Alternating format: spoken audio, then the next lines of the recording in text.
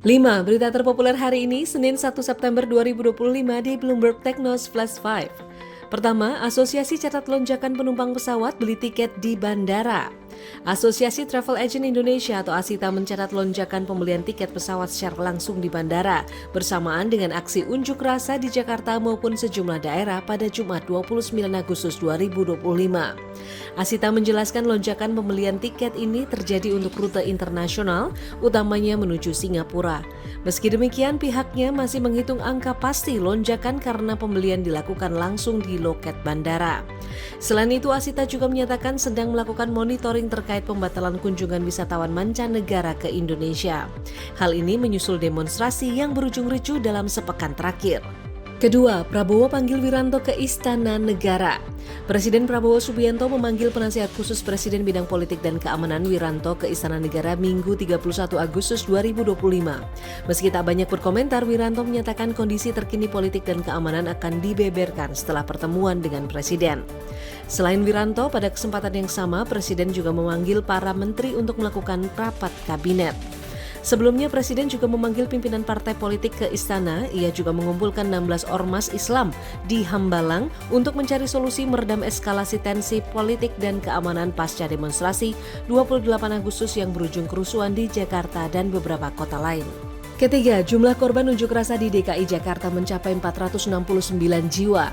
Sekitar 469 jiwa menjadi korban dalam unjuk rasa sepekan terakhir di sejumlah titik di Jakarta. Dinas Kesehatan DKI Jakarta menjelaskan per Minggu 31 Agustus 2025 ada 371 pasien menjalani rawat jalan, 97 pasien masih harus dirawat inap dan 1 orang meninggal dunia.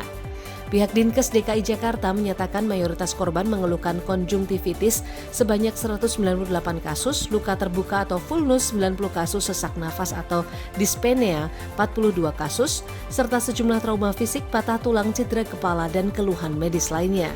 Dinkes DKI Jakarta telah mengerahkan 24 ambulans beserta tim medis di sejumlah titik strategis seperti Tugu Tani, halte Petamburan, DPR RI hingga Polres Jakarta Utara. Sementara bagi korban yang perlu perawatan lebih lanjut dirujuk di rumah sakit. Keempat, perintah Prabowo ke BIN hingga Mendagri redam aksi massa. Menteri Pertahanan Syafri Samsudin pada Minggu 31 Agustus 2025 menyampaikan arahan Presiden Prabowo dalam rapat kabinet. Presiden meminta Badan Intelijen Negara atau BIN memantau situasi dan melaporkan khusus padanya guna meredam unjuk rasa yang berujung penjarahan menjurus tindakan makar. Ia juga menyampaikan bahwa Presiden meminta Kapolri serta Panglima TNI untuk solid dan tidak ragu mengambil langkah terukur dan tegas terhadap terjadinya kegiatan pelanggaran hukum. Selain itu, Presiden meminta dilakukan upaya pengamanan dan penertiban terhadap sumber daya alam yang mungkin dipergunakan di luar ketentuan yang berlaku menurut undang-undang. Kelima, laba PKS jatuh 22% jadi setara 2 triliun rupiah semester 1 2025. Laba PT Pertamina Gas Negara Tbk atau Pegas anjlok 22,60% menjadi 144,42 juta dolar Amerika Serikat atau setara sekitar 2,37 triliun rupiah pada semester 1 2025.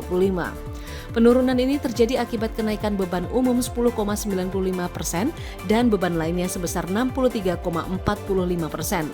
Tak hanya itu, selisih kurs sebesar 15,95 juta dolar Amerika Serikat juga membuat kerugian bagi Pegas. Sementara berdasarkan laporan keuangan dikutip Sabtu 30 Agustus 2025, Pegas sesungguhnya mampu mencatatkan kenaikan pendapatan 5,37% secara tahunan menjadi 1,94 miliar dolar Amerika Serikat.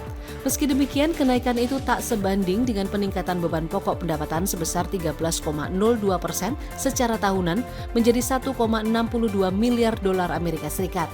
Alhasil, Pegas mencatat penurunan laba kotor 21,51% secara tahunan menjadi 319,62 juta dolar Amerika Serikat. Itu dia 5 berita terpopuler pilihan Bloomberg Technos hari ini. Ikuti terus update selanjutnya di www.bloombergtechnos.com.